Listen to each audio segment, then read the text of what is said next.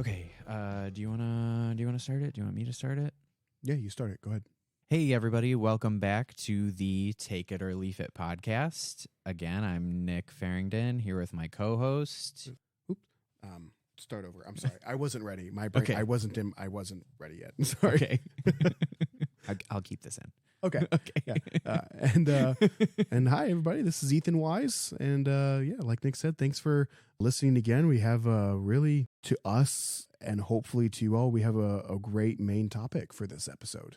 Yeah, Ethan, you happened across this article in a Grower Talks magazine, which is a pretty common, at least on the professional side of horticulture. It's pretty common in any greenhouse or horticulture related business to get. Yeah, if you're on the professional side of horticulture, whether you're a grower, retail, greenhouse, a nursery, vendor, yeah. right. This Grower Talks magazine is not uncommon to see somewhere lying around at your establishments.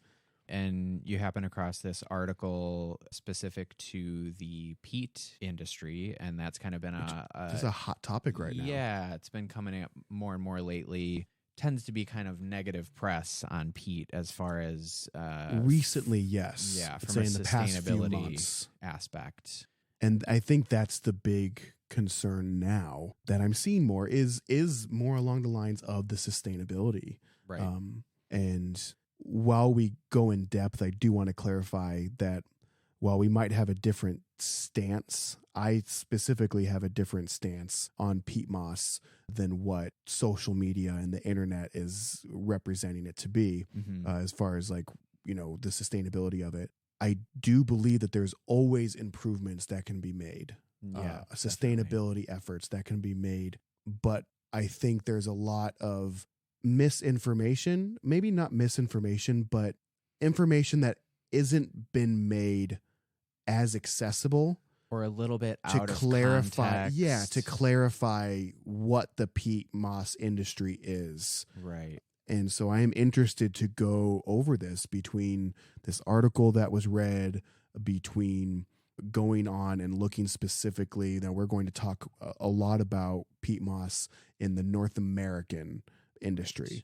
And that's another thing we want to clarify about what's happening in other parts of the world with peat moss as opposed to what's happening. Particularly Europe versus North America. Exactly. US, and Canada. That's what this is going to talk about. And so we realize that for a lot of people in the world of horticulture, whether you are in it like Nick and I are, where we work in the industry, or whether or not you are a customer and you buy products, just want to clarify that what we're going to intend to do with this story and this kind of breakdown into it. Hopefully this is a part one of potentially 2 or 3 parts that we will go in depth on this. Yeah. Because like I said, it's just so relevant right now and is very interesting to you and I.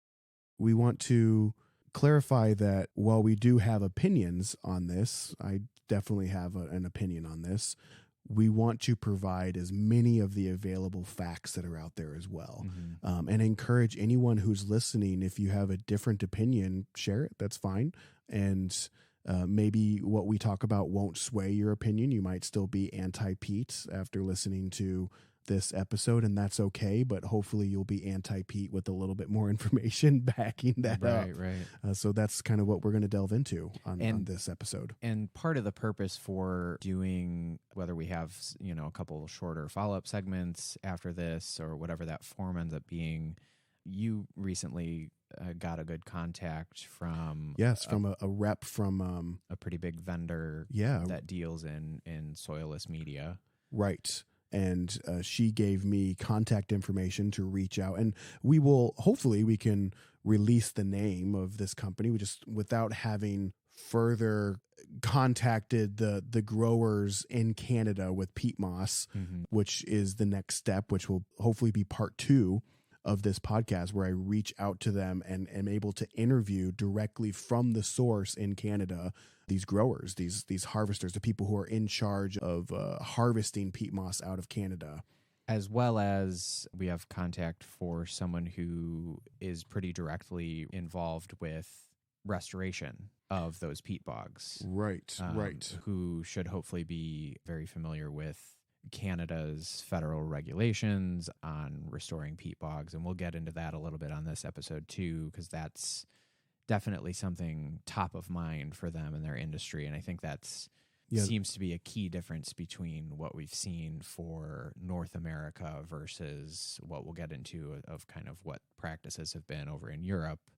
And to bounce off of what you said a little bit ago, based on our research and what we found kind of delving into the peat production industry versus kind of the feeling that's out there in the media, for myself, having, my degrees in environmental studies with the focus on international environmental sustainability. So usually I'm looking at these industries with a pretty skeptical eye. Sure. And having delved into this topic with you that we're going to get into here, even myself, I've kind of come to the conclusion, a little bit of a spoiler, that of the industries out there that are based, dealing in natural products, from what we found, maybe this isn't the first thing that needs to be kind of gone after as far as sustainability, because at least here in North America, the Canadian government is making a pretty conscious effort into restoration, very and careful management, even of new harvest peat bogs.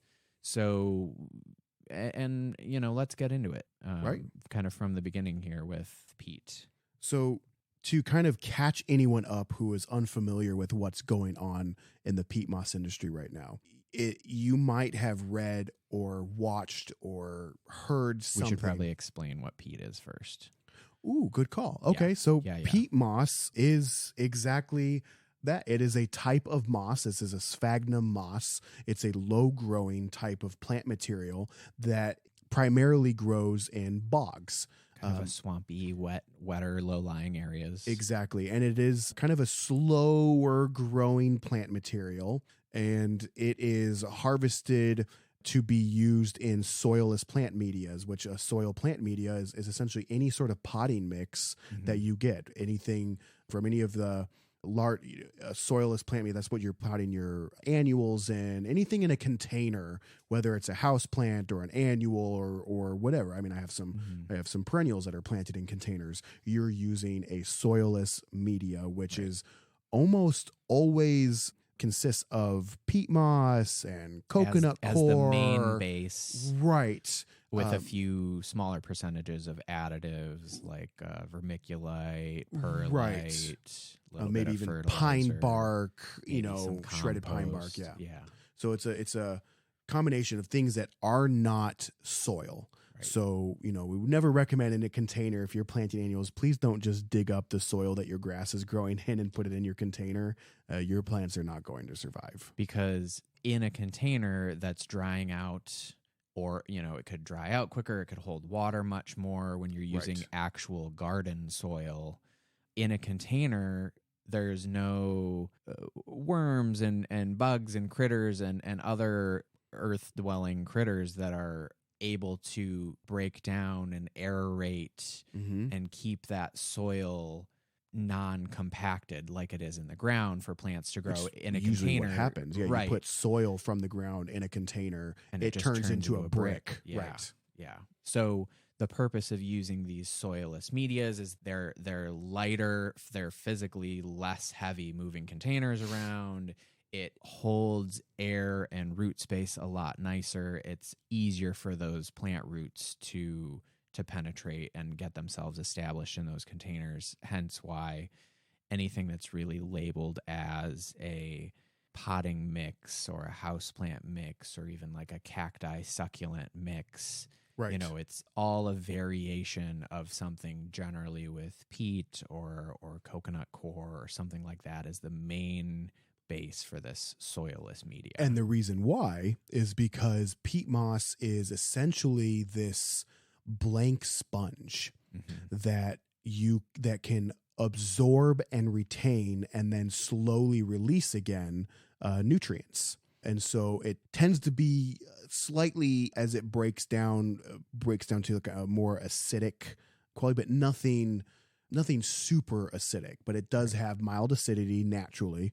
Which most houseplants, annuals, perennial tend to like. Right. It's not uncommon for a lot of plants, at least a lot of plants that you and I are familiar with, to adapt well to a mildly acidic soil. And so, but you can also, it can be made to be alkaline too, assuming that you apply appropriately, like lime or calcium or something along those lines. So that's what's so great about this, and why it has been used for so long in a horticultural setting, is that it allows for you to create this soilless media blend that can then be altered, whether the vendor that sells this to you or you as a buying it, you can tweak it to fit your plant's needs, Right. which is why it's such an interesting thing to be used. But what's currently going on in the peat moss world is a combination of several things. One having to do with when it's harvested, the release of CO2 that happens during the harvesting of peat moss. Since peat bogs are such a huge carbon sink, they're taking that, they're using that carbon dioxide from the air, and they store and it and they hold it, right. And then they use it themselves. Right. So, because the CO2 or carbon at all in any plant situation, the plants love that. Right. It's just food for a number of different things, and they use carbon throughout the whole cellular process of a plant. It's very important and needed through carbon dioxide initially. Right. So since those peat bogs are such a carbon sink, that's kind of where the initial bad press comes from, is, hey, these are an excellent carbon sink. They're when you in harvest it, areas. it's releasing CO2. Right. And then the second part of this is, because peat moss, like I stated before, is a relatively slow grower. When you harvest it, it does take and can take some time to replenish. Many years it can take. And so these peat bogs that are being harvested, when you take that peat, it's taking a while to replenish that. And how is that affecting the land? How is that affecting, because you're essentially having the wildlife? You're stripping those areas to harvest, or it's almost, you can liken it to like a mining, right, a surface mining operation.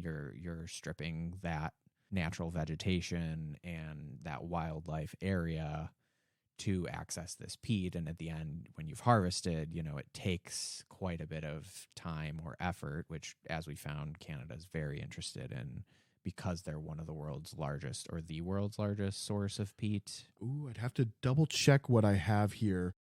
25% of the peat moss used globally for horticultural purposes is coming from Canada, because Canada only uses its peat moss for horticultural purposes, something that's a distinction to be made from what's happened and a couple countries still happening in Europe. Right. And so with that slow growing nature in mind, and the fact that that land is being stripped to harvest the peat, when you're stripping that land, of course, it takes a lot of time and or a lot of conscious effort to reestablish those harvested areas as a natural area again. Right. And get that peat moss reestablished as far as it being a living plant that hasn't broken down to replenish it for the future. So that's kind of, but what we found, in Canada, is they do have a very conscious effort in place as far as restoration. And I'll let you kind of get into the details of what kind of area they have available versus what they're harvesting and how they're restoring. Right. So for me, I think I first became aware of the public's skepticism on peat moss towards the middle or end of last year, when I started noticing more and more people at the garden center that I work at coming in and asking, wanting to know if the soil they were buying was peat free. And that, that kind of stemmed, like, okay, well, I need to know why people are now anti-peat.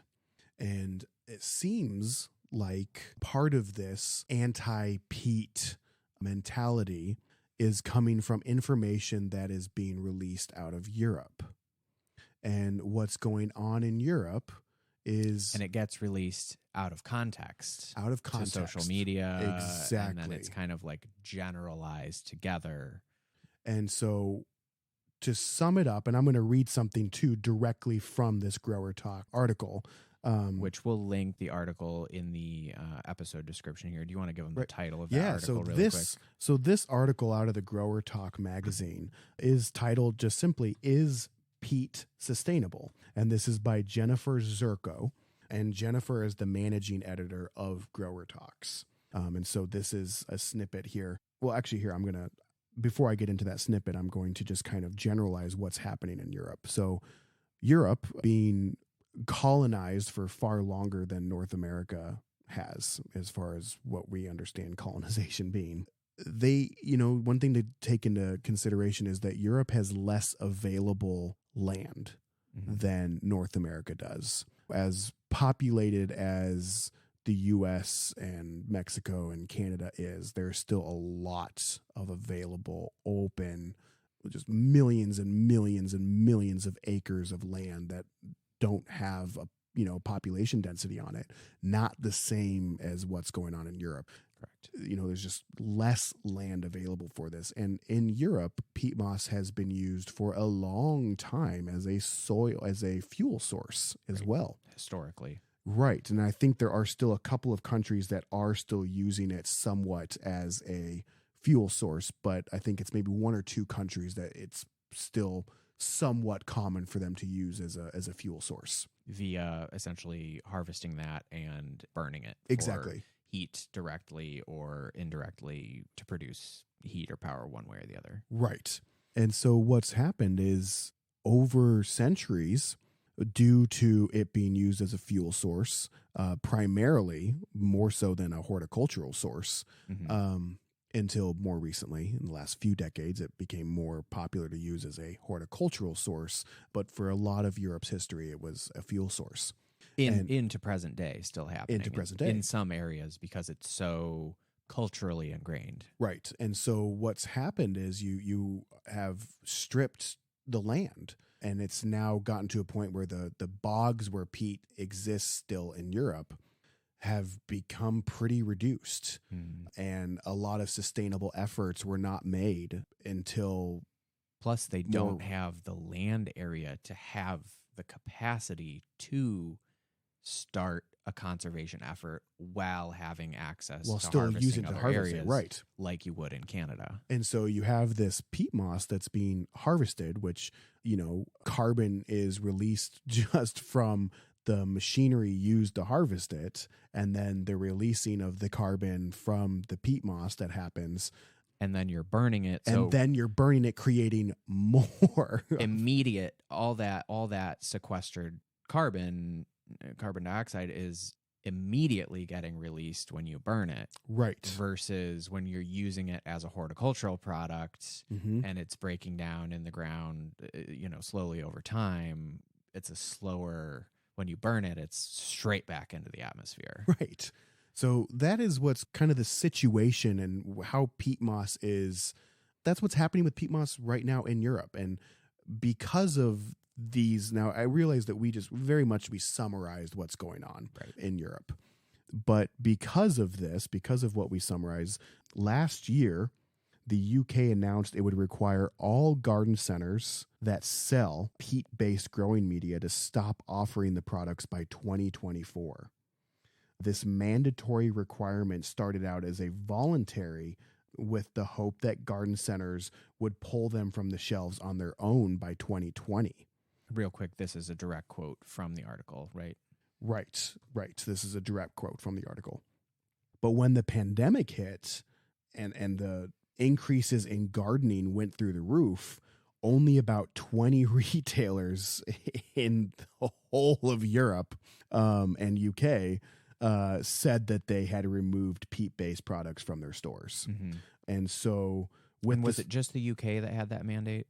Yes. Okay. As far as I know, yes. With the slow reaction to the ban at the retail level, it's not clear how it will affect commercial growers who are supposed to stop using peat-based growing media by 2030. And so since peat bans in the UK have been discussed for years, growers had already started making plans for using alternative amendments. Keep in mind that peat use in Europe is different than in North America.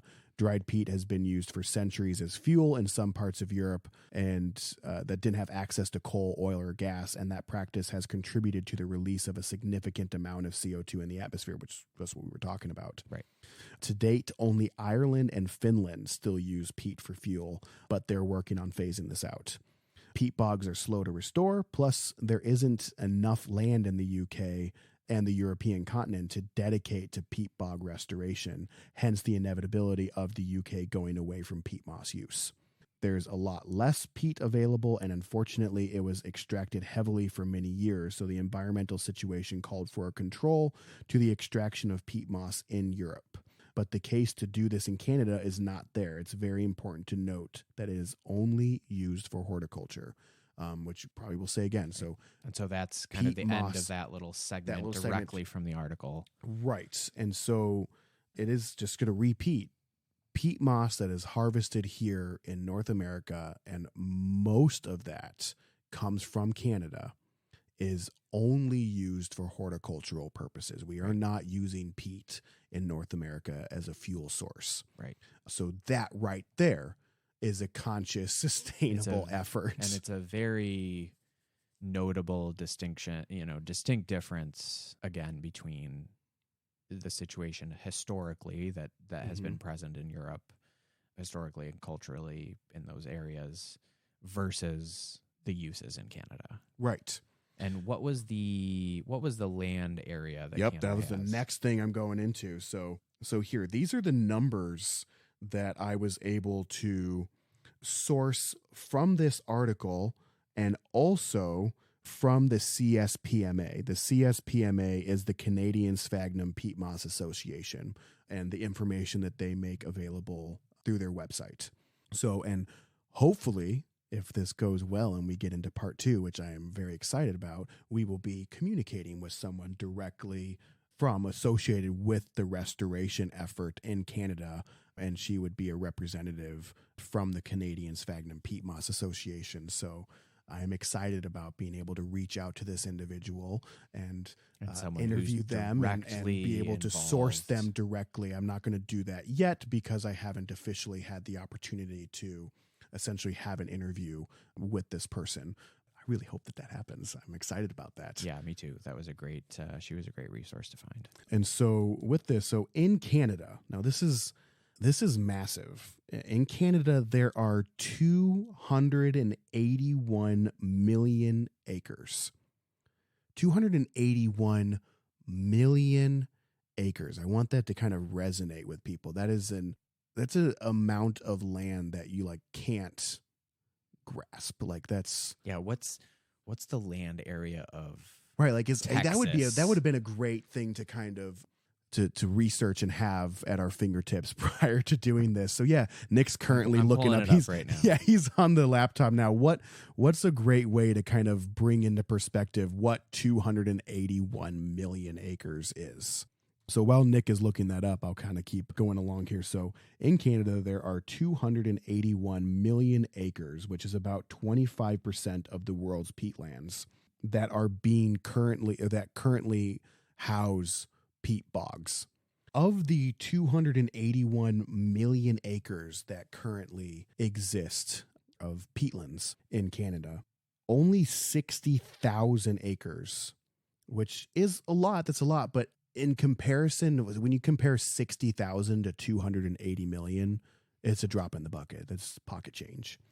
60,000 acres are being used for harvesting, which is less than 1% of what's currently been used or being used. That is a huge thing to kind of keep in mind, that yes, that is a lot of harvested acres when you think, oh my gosh, 60,000 acres. But when you have 280 million, it's a large gap there. So of those 60,000 acres, between 60 and 70,000 acres, let me just kind of broaden that a little bit. Over 41,000 acres are currently under production. So even less. Can't emphasize enough that less than 1% of the available peatlands in Canada are being used for horticultural purposes. Of those 41,000 acres that are currently under production, 18,000 acres have been restored or reclaimed. 10,500 acres are awaiting restoration, and 1,500 acres have been converted to agriculture. So, yeah, less than 1% of the available peat resources in Canada have been utilized in the past 90 years. That is a very, very, very different take on peat and what's happening here than what has currently been going on in Europe. And that needs to, I think that's not being stressed enough. There's not, and maybe representatives for the peat industry need to kind of make that information more available. Granted, because when I went searching online, unless you are knowing where to go and you are directly trying to find sources associated directly with peat harvesting or peat growing and companies associated with that, if you just simply type in peat moss or peat moss sustainability right now, you are going to be bombarded by websites, .coms, that are essentially recycling the same information. I searched over a dozen of them where there was almost the same exact copy and pasted information with no sources. Essentially, someone said telling peat people is that bad, peat and it is, went viral. Right. Peat moss is bad. You're bad if you use it. You don't care about the environment if you use it. Essentially just really nailing it in that it is a bad thing with zero efforts given to explain another side of the peat moss story. Or why. Right. It's other than kind of that commingling of how it's historically been used in Europe to, there's not a lot of differentiation between, yes, using peat as fuel is extremely unsustainable, but yeah, not a lot of distinction made between that use and how it's actually being used in North America. Right. And, one thing too or about that there are any conservation efforts being made, which right. there are, as we found. So conservation efforts in Canada are common. It's directly associated with the harvesting of it. They are very adamant about making sure that how they harvest it is done in a way so that they can continue to do it. Mm-hmm. Real quick, I found the stat for the land area of Texas in acres. Okay, all right. What was the total area of the peat bogs in Canada? 281 million acres. 281 million. Hey, Ethan, do you hear that? What? Oh, it's an ad. Real quick, thanks for listening to our episode today. You can stay in touch with us by supporting us on Patreon. We are at patreon.com/takeitOrleafit. And we'll have bonus content on Patreon for all of our subscribers there, where you can get extra episodes and snippets from the show that we don't release to all the other platforms. You can also find us on Instagram, Facebook, or YouTube at Take It or Leaf It Pod. And you can also visit our website, takeitOrleafitpod.com. If you have any questions or comments or any stories you'd like us to research or talk about, or hell, send us a picture of a plant you want us to identify, you can send that information to show@takeitOrleafitpod.com. You can also follow us on our individual Instagrams. I am at Hortwise, HORTWISE. And I am at N Farringdon, NFARRINGDON. Thanks so much. We'll get back to the episode. You got me. So 281 million square acres of peat bogs in Canada. Just to give you guys a little bit of a context for land area, the size of Texas, the whole of the state of Texas, which is the second largest state in U.S., yeah. Is 171, just under 172 million square acres. So it was 1.63 Texas's worth of land area that is available as peat bogs in Canada. Absolutely massive. And so of the 281 million, 70,000 acres have been used, which is 0.02%. 1% of the available area. Yeah. So it's really, like you said. When I say less than 1%, I really mean less than 1% right. of less than 0.5% Right. of the available land, peatlands, have been utilized over the last 90 years Right. to harvest and distribute peat moss strictly for horticultural purposes. Right. So in that context, like you said before, I mean, drop in the bucket. It's really a drop in the bucket. it's really a drop in the bucket. And like I said, maybe and we'll get into their conservation efforts because that's Right. a whole other. Right. And we have a whole bunch of information strictly going in specifically to the restoration. And that'll be for a different part of this story here. But we have the information here, nice little pamphlet here, strictly talking about the restoration and the harvesting of the plant material strictly for Canada, the whole thing, the budget, everything. And this is strictly from the Canadian Economic Development or the Association of Horticulture in Quebec. So there's really good information here that we'll kind of delve further into. Like I said, this could easily have a part 2 or part 3 to this, because it's just such a trending topic right now, and will be something that affects the horticultural world for years to come. Like to repeat. And that's why we want to bring that information to you guys directly from the people involved in Canada in regard to those harvesting, both the harvesting and the conservation efforts. Right. So I'm not saying that there isn't ever a more sustainable method of harvesting that could happen. There's always ways to improve our impact on the environment, especially when it comes to growing and harvesting something that we utilize and mass distribute. I do believe, though, that what Canada's doing, once again, responsible for they have 25% of the available peatlands in the world. I think that they are making the most conscious efforts that they can on making sure that what they have is respected. They want to maintain that land. They're not just stripping it, harvesting it, and leaving those areas. Right. And when they do harvest it, they have to wait. In order to truly harvest these peat bogs, they have to be dry. And so if these peat bogs are wet, they're not harvesting. And so they're conscious to when they are harvesting. And when they do harvest, they kind of harvest this top layer of the peat moss. They're not just like scraping the soil, because the lower sections that are more broken down from being underground and decomposing over time, that's not the desirable product that we need.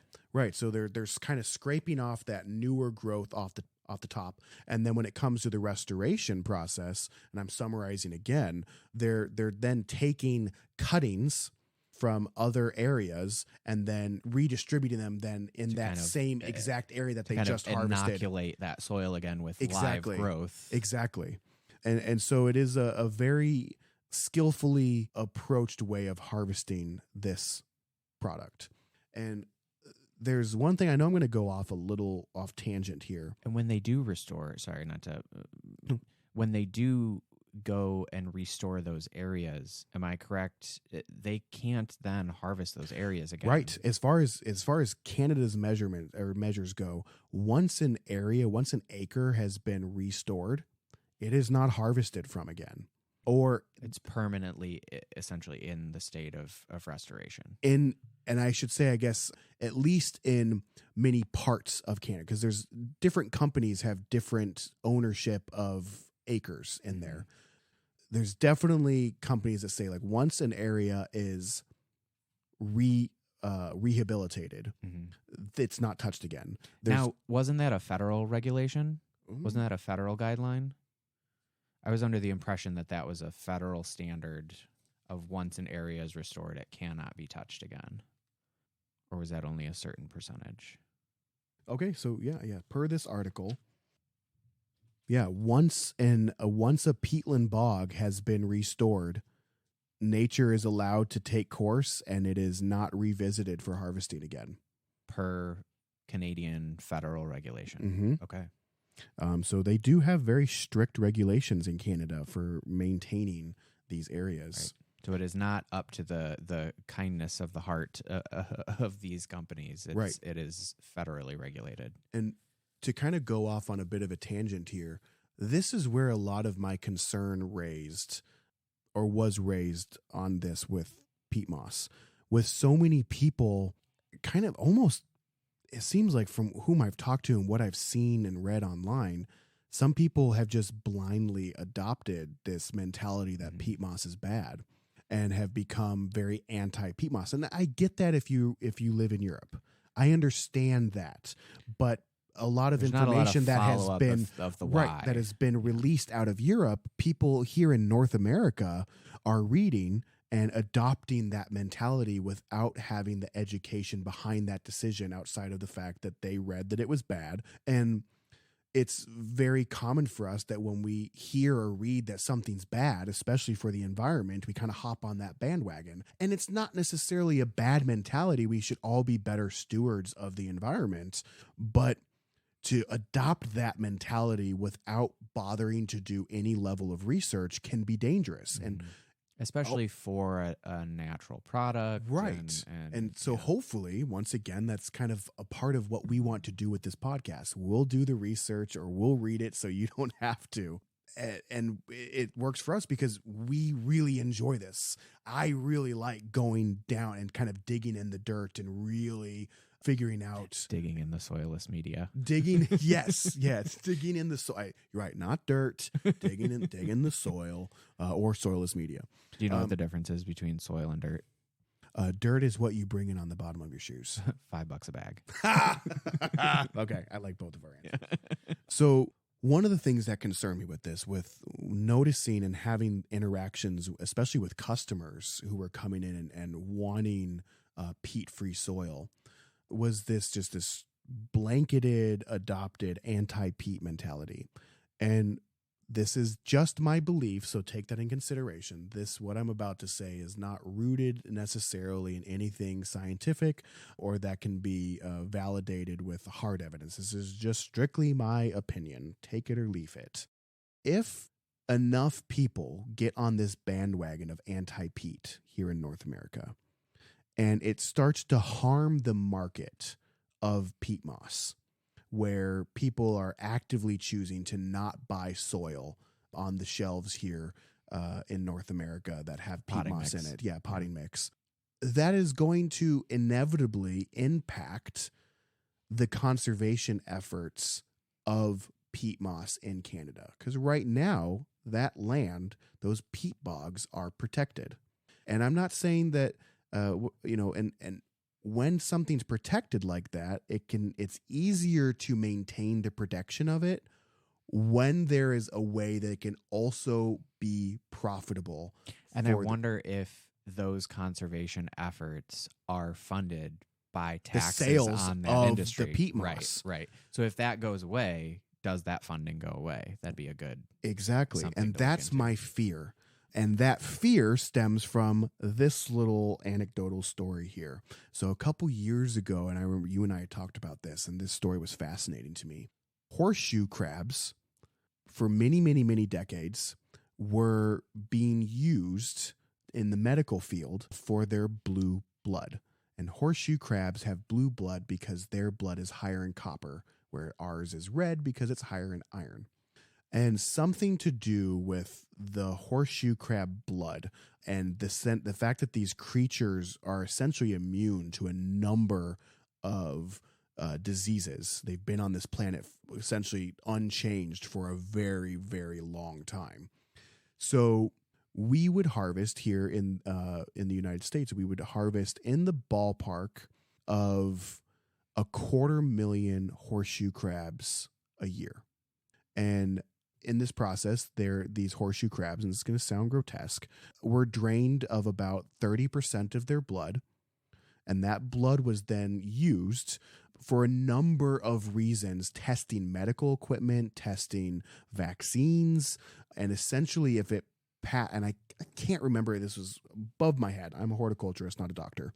But with their blood being tested across a number of things. As long as it passed this test, it was allowed to be circulated on a mass level in the medical industry. Like I said, whether it was sterile equipment or specialized equipment. And so, a very fascinating process. You can look this up. Anyone listening, you can find out information. We'll have information posted too in the link as far as an article that I read on this particular topic of horseshoe crabs. But what happened is animal activists, got wind of the fact that these horseshoe crabs, about 250,000 of them were harvested a year for their blood, and about a third of their blood was drained, and then they would be re-released. And unfortunately, during that stressful process, the horseshoe, probably about, I have my information wrong. I'm sorry. Of the horseshoe crabs that were harvested every year, about 250,000. I'm sorry, I was saying that 250,000 were harvested. Of the many, many, many horseshoe crabs that are used annually for their blue blood, it was about 250,000 of them died from this process every year. It was never the intention for that to happen. But when you're wild capturing a creature to drain its blood for science, there's going to be yeah. And so I'm guessing it's not super delicate. Right. So 250,000 horseshoe crabs annually died because of this. And activists got wind of this, and they pushed and pushed and pushed for a synthetic alternative or synthetic blood to be made. And eventually that happened. I want to say it was in 2020 this happened, and it started to become more used. And that sounds great. When I was hearing this story for the first time, I even at first was like, oh, well, that's great. That sounds like a big win. Like if we don't need to kill 250,000 horseshoe crabs a year for their blue blood because we have a synthetic alternative, that sounds great. Sure. What happened was the horseshoe crabs were no longer now protected. They were a protected species because they were used for a scientific purpose. So once this alternative blood became implemented, the horseshoe crabs were no longer a protected species. Now, fishers are allowed to just capture millions and millions and millions of kind these. Of indiscriminately. Right. And they just grind them up and use them as fish baits to lure in other fish that they want to capture. So we went from 250,000 horseshoe crabs dying a year to now millions of them are being killed a year, simply to just be ground up and spread across the ocean to then encourage other fish to then be captured. So it was one of those things where good intentions were meant. We wanted to do, the people who really pushed for this wanted the to follow-up of keeping them protected didn't quite happen. Exactly. So this idea of, we're going to do the right thing and we're going to stop this death of horseshoe crabs turned into now way more like 20 times the amount of horseshoe crabs that were being killed before or were dying from the process are now being killed because they're no longer a protected species. Right. So what does that have to do with peat moss? My brain associates that because so many peatlands are protected due to the fact that they serve a purpose, if that purpose no longer is needed and sales drop down so dramatically to the point that there's not enough funding to maintain and sustain all of these hundreds of millions of acres and the restoration, what happens to that when the people responsible for maintaining those no longer have the funds to do that? Is there the potential that that land is now going to be sold? If that land is sold, what's going to happen to it? Right. If it's stripped for agriculture. If it's now stripped for agriculture or sold to whomever to build whatever on it. Oil drilling or who knows. Right. Who knows what's going to happen? And that's where my fear comes from, that in this effort to do the right thing, because there's this growing, slowly boiling over boycott that I foresee happening in peat moss if enough information is not put out there in North America. what's the long-term effect of that? Right now they're protected. If there's not enough funding for it, what happens to that land? Well, and then my thought too was, okay, peat is by far and away the vast majority, main component in all potting mixes, soilless growing media globally. Right. I don't know what the percentage is, but very, very high. If that source goes away, what is going to fill that gap? And is Right. the thing that fills that gap going to be that much more sustainable? Or could it be way worse? And so what's happening? What's the plan? Because I don't think there is one. What is the plan to replace that massive industry with another industry that will inevitably have to fill its place? And so you look at like coconut coir as being a replacement for it. And it's like, well, okay, when the coconut coir industry starts to boom to replace this massive hole from peat moss not filling it, right? What happens now with that? Are we going to bulldoze? How sustainable is the coconut industry? Are we going to bulldoze more land to plant more coconut trees now? Right. Are in the process of harvesting coconut more? Are we going to be burning more fuel to harvest more coconuts? It's just like we're closing off one hole and opening up another one. Right. And because it's gone viral, the industry is getting attacked, but it's like, okay, if we find that it really somehow wasn't going to be long-term sustainable because, like we'll touch on, peat moss is extremely slow growing comparatively. So even though these areas are getting restored and kind of re-inoculated with new live cultures of the peat to restore the bogs, are those potential replacements? Yeah. Right. Could those with no plan, like right now for peat restoration, at least in North America and Canada, there's a plan, a very specific plan in place for restoration of those peat bogs with lots of very regulated rules.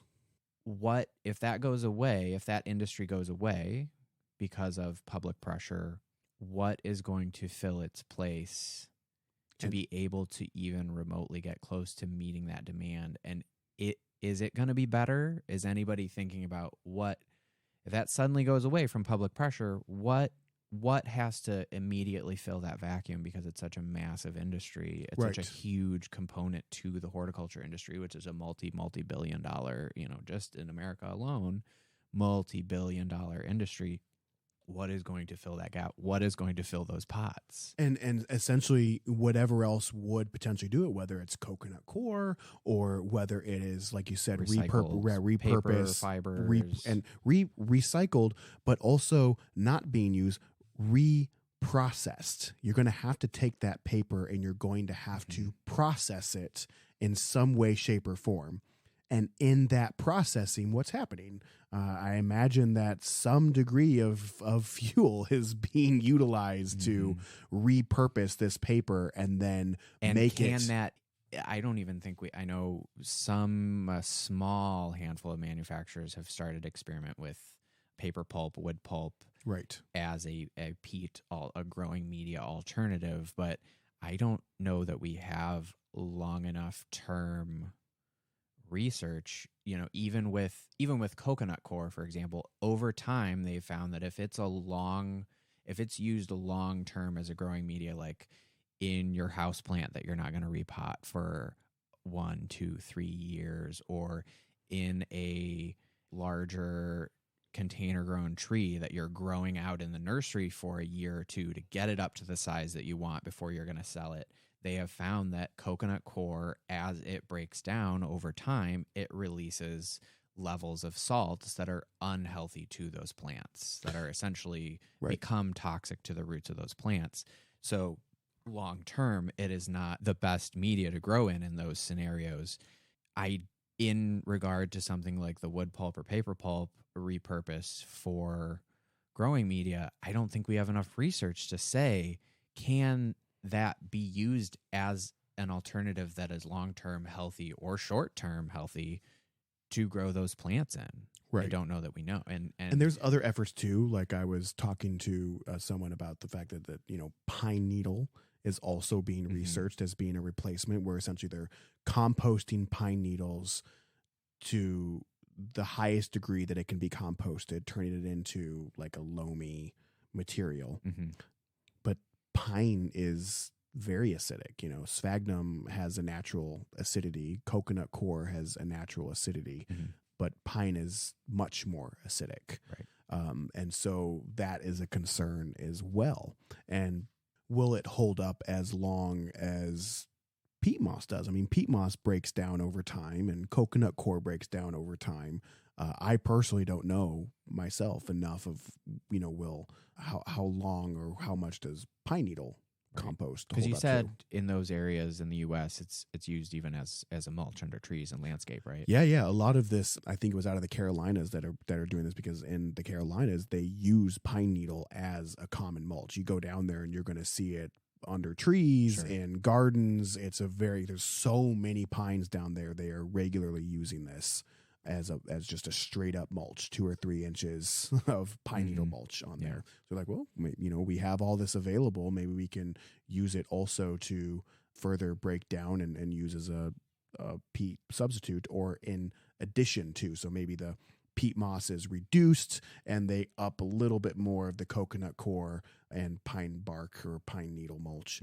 And pine bark right now is a pretty common additive. Right. More so pine in is such a more common woody, lumber larger plant. Right. Pine is very commonly used for lumber, but they don't want the bark. Right. So that is stripped and then ground up and used in soilless medias as well. More so in trees and shrubs, or maybe some perennial mixes as a larger, chunkier substrate that allows drainage Right. and aeration in the Right. soil. So there's a lot of moving. I think that's one of the things that in this episode, I just want to emphasize.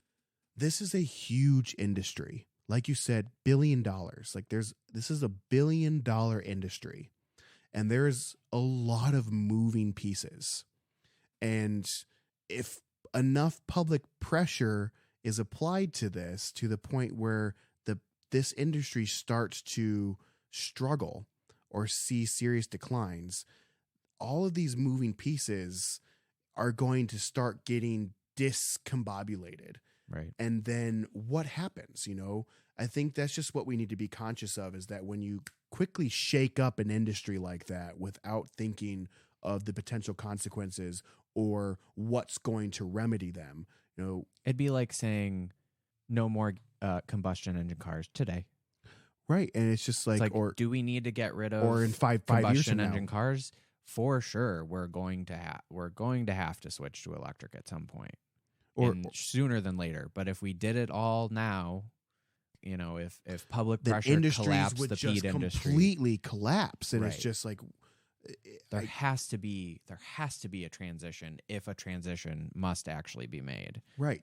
Obviously with combustion engine cars, we and know to that become that has to be made, anti-peat before there is a replacement for it could really create some serious problems. And it may be found that in order to meet the demand to fill that place in place of peat, they may find, what if there is not a readily available, more sustainable natural product that can fill that role? But I think until we look into that and find out what that could be to replace it, I think it's kind of dangerous territory to just say, hey, can't use this anymore. Right. And so that's kind of, that's, I think, for part one of this story, I think we've kind of pleaded our case. I felt like I've pleaded my case as far as just consider the bigger picture. When you have something that is this large of an industry, there's sometimes more than just even a bird's eye view of it. Sometimes you kind of have to consider that there is a satellite view of this industry, and it affects millions and millions and millions of people across the world. When you have something that like Canada, who has such a huge reserve, who also exports peat to elsewhere in the world. So, this is something to consider. I kind of also, the idea of that, of what's the alternative, and by getting rid of this one thing, is there still, it's almost like, the effort, the push towards a more sustainable option, sometimes it kind of misses the mark, or there's a more obvious issue happening. I liken it to, there was a big push to eliminate the use of plastic straws. Mm-hmm. And it's like, yes, we need to reduce our plastic use. Yes, plastic straws are not good for the environment, but what about the plastic lid and the plastic cup? How many straws or the paper cup worth that has plastic lining, making the cup unable to be recycled? Right. Like how many plastic straws worth of plastic are in the plastic lid and the plastic cup? Mm-hmm. And it's like, you're kind of missing the mark. Yeah, like volume wise, sure, individually, that restaurant can choose to use paper straws, or say, hey, we're going to make a cup with a lid that you don't need a straw or whatever. But it's like, what about industries being, the individual level or the individual restaurant level, even if it's a chain or whatever, take like a Starbucks or whatever, if they're going to say no more plastic straws, whatever, industry on a whole, which is such a multitudes more massive scale than what you and I as individual consumers consume, if it's not a federal level of regulation at that kind of scale, a countrywide scale of, hey, we need to set parameters for reduced plastic use in packaging or whatever, and saying nationally we're going to find a way to, as a whole, make something more sustainable or less resource intensive, or find ways to use less plastic, in that straw example. It's just, when it boils down to the individual level, like the impact just isn't there in the grand scheme of things. Mm-hmm. So yeah, hopefully with this episode, we've kind of opened the door too for more people to take it on themselves to do a little bit more research on this, and to make sure that if you take it in a different way, right, if you're going to take a hard stance on something, do it, but with some evidence backing. Just because it's on whatever your chosen social media is, whenever you're getting your information from there, and I bring that up because that's where I've seen a lot of anti-peat stuff being circulated. Go in, delve into that, Yeah, ask why. Give it a little... Ask why. Question it a little, yeah. And if you don't want to ask why, then just keep listening to our podcast. Right. Yeah. We'll give you as many answers as we can, and back it up with as much available information as there is. Our opinions are going to be backed up by sourced material. And we look forward to continuing this story. And I look forward to continuing to discuss more stories like this in the industry. For me, this is what I really want to do on this podcast. We're, of course, going to talk about plants. That is who we are. We're going to have that, but these sort of stories that really discuss the inner workings of the horticulture industry is so fascinating. And I think now is as good a time as any to bring those stories to light to the public. Right. So many people have a renewed interest in horticulture. And I feel like us as horticulturists would be doing a disservice to people by not educating them. That's what we are, as a horticulturist. And you look up the definition of a horticulturist, it's not just someone who is a steward of their land. It is also someone who educates other people on how to be stewards of their land and of their environment. And even just saying, getting to the point of just asking more questions. Right. Yeah. And that's what I'm going to continue to do with this story. And so part 2 of this story will go more in depth on the restoration, the harvesting, and hopefully, fingers crossed, have actual information from people in Canada directly associated with the process of harvesting, restoring, and the sustainability side of peat moss. I think that's going to be a really great addition to this story. Yeah, and we will definitely, that is down the pipeline to follow up with this, follow up with that information directly from the source in Canada to follow up and give you guys some information we really directly from them. Yeah, we really talked about that. Man, wouldn't that really suck if like we couldn't get hold of it? They're like, hey guys, I know we said we were going to do part 2 of this, but actually we can't. So The end. Yeah, the end. So hopefully you really enjoyed the other episode, but that's it. We actually can't talk about peat moss anymore. We're getting fined $350 every time we say Peat. Yeah.